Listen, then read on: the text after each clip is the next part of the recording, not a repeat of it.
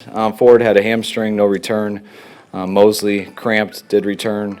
K1 Williams had a stinger, return. Debo had a shoulder, he returned. Manuel Sanders, ribs, he did not return. Go ahead.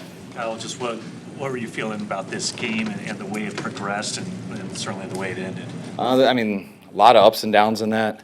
There was definitely some good things and there were some really bad things. It actually reminded me a lot of Monday night, to where there were some things we got very excited about, and then felt like you blew it a number of times, to where you kind of get crushed, and then the guys were just resilient and just kept coming. And we were able to finish it out the right way, unlike we did last week. So two similar games like that, and by no means was perfect, but real proud of the guys, how they just kept fighting, found a way to get it done. What was the discussion like during the review for Dwelly's catch? Were you assuming it was going to be a first down? I was assuming, but it was a very stressful discussion. You didn't know, so there was a lot of, we thought about everything in that long minute and a half that it took. So I was.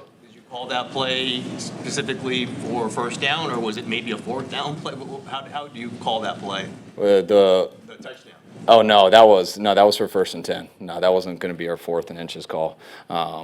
Maybe I don't want to give all the secrets. I was going. That was the plan. So. What was the thinking having Jeff Wilson on the field at that time? That was the route we liked him on. It's something that we worked out with them in the week. All our guys are capable of doing it, but you try to do it how you practice it in the week. And it was nice that we had enough time after it so we could make the decision to get the sub in. And it was neat watching them just because that was the play we were calling as long as we got the first. And when they're reviewing and stuff, watching Jeff doing high knees in the huddle, trying to get warmed up for the route. Glad he had the time to get loose because we got it versus a right look, and he beat it versus zero. And good job by Jimmy retreating because they brought a lot more than we could block. The line gave him enough time, and Jeff did his job perfect on it. Is that a play call designed for the zero? It's designed for everything, but that's what you got to do versus zero. Either that works or it's going to be a good play for one of the teams, and it's you hold on. It's not like it's automatic by any means. It's you got 5 guys in protection, and they're usually bringing 6. So it can be a very bad call versus zero, or it can be a very good call. It's going to be one or the other when it's over. How much anything to the team, or make a specific adjustment once you guys fell behind 16-0, just to kind of get everybody going?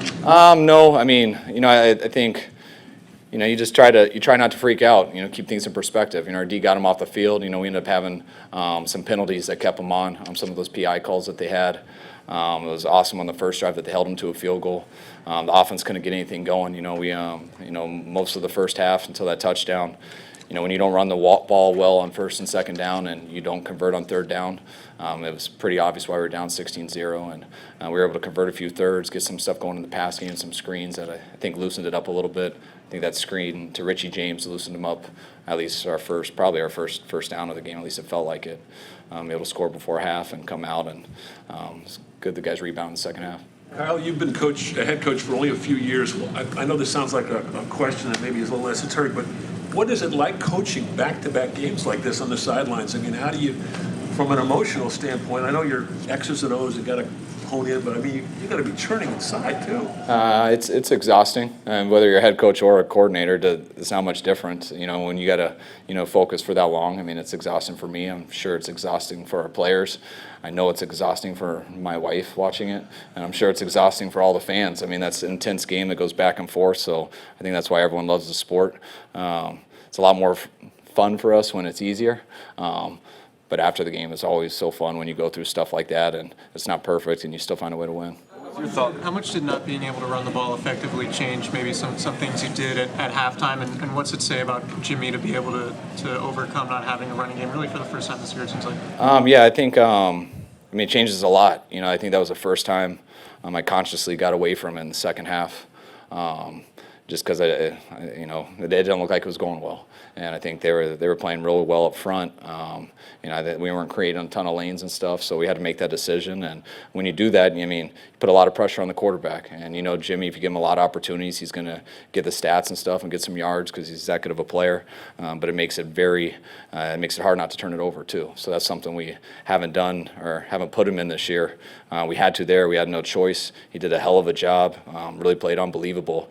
Those 2 turnovers that he had on third down, I know they were tough, and the defense got him the ball back, and for him to overcome those 2 turnovers on third down and go and finish it like that, he played a hell of a game. Like Garoppolo made a lot of checks at the line of scrimmage before the play. I mean, how important were those unnoticed things in the game? Same as always. You know, we got 2 calls usually on most of our stuff, so it depends on the looks. But they mix it up a lot on defense. So when they do that, you got to have a lot of 2-play calls and switch it up too. Sorry, what was your thought process in going for the 2-point conversion? I forget what the score was, but I was supposed to, I think.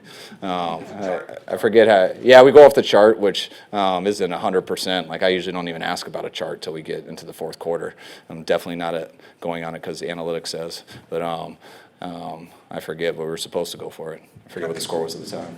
You've mentioned finding different ways to win this year. Have you learned anything, just these 2 particular games, about your team's resolve, and if so, what? I think this game a lot. You know, I think last week, I mean, we played real hard, so did Seattle, and it was just a tough emotional loss. And to not have much time to kind of recover from that, you know, it lingered a little bit in this week. That's why we had to address a ton of it, which I think our guys did great. I think we were feeling good about it and ready to go to this game, but you never really can put that to bed till you end up winning another one. And this game had a lot of similarities to it, which I think really challenged our will, challenged the guys' character, and I think the guys were ready for it. They rose to the occasion. I think we got stronger from the Seattle week, even though it didn't go the way we wanted. I think we got stronger from it, and I believe we got stronger today. What did you think of Ross Dwelly's afternoon, obviously filling in for George, pair of touchdowns? What did you see from him, and how did you like his job kind of filling in? Ross has been great. I mean, he's been great all year. He was unbelievable stepping up, taking over for Juice when Juice was out, and he's been great stepping up for Kittle when he's been out. So Ross has been one of the better football players on our team this year, and doesn't get a lot of accolades because he's not going to sit there and get a bunch of explosive plays, but he's as good of a football player as we got going right now. I feel like your wide receivers stepped up to the plate after having so many drops last week. I did. You know, there was still some similar. I mean, that we still had some drops. What I liked that the guys didn't go into a shell over it. There was a couple drops in the game. I know Debo missed that one early and came back and had one of his best games. You know, he had a tough injury with his shoulder, a lot of pain, was still able to play through it. Came back out, and had some big plays there for us. And you know, our guys, you know, they stepped it up. I know they had a challenging week last week, and I think they're one of the reasons we won today. All right, thanks. Thanks, guys. Garoppolo, Sherman,